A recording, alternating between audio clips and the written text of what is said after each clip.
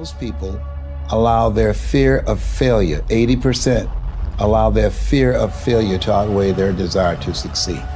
When you're willing to fail again and again and again, when you make up your mind to become unstoppable, when you make up your mind to become a no matter what person, then that will then give birth to a part of yourself that you don't know right now. Where does self-confidence come from?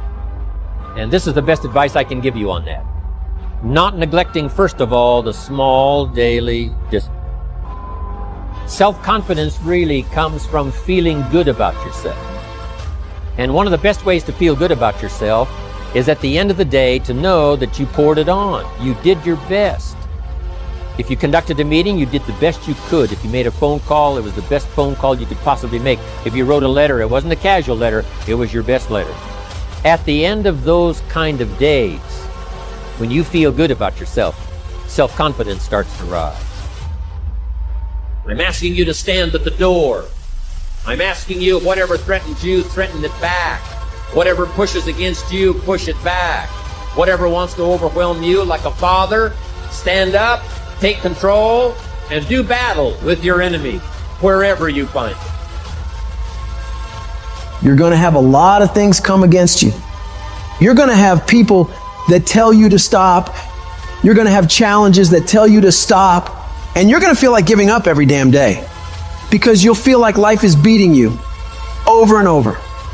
It was necessary that I face a lot of rejection, a lot of laughter, a lot of no's in order to get here, to enjoy the level of success. It was necessary that I face that. And I'm saying to you, when you're facing those rejections day in and day out, don't say, I had a bad day today. Say, I had a character building day. We can be active participants in our being here, or we can be victims. Before anything can take place, you've got to believe in your heart of hearts that it's possible that you can be this. And this is when your mind has to change. You gotta start thinking, I'm the greediest motherfucker in the world. You gotta start arming your mind. Start preparing yourself for what's out here in life. Build confidence. Build self-esteem.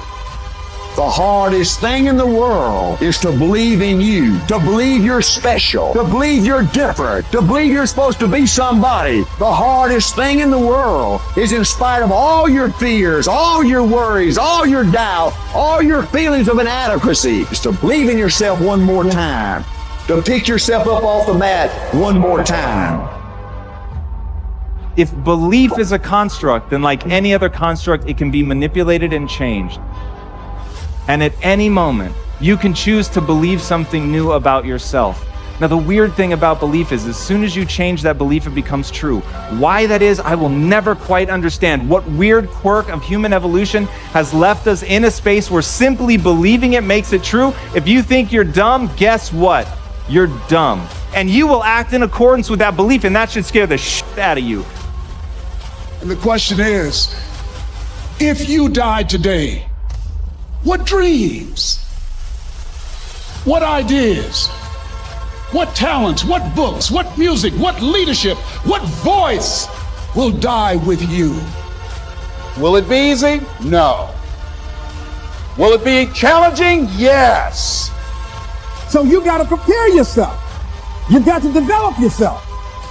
As long as you're breathing, you got some more work to do. There's something else for you to achieve. Guess what? You're going to make some mistakes. You're going to make a lot of mistakes.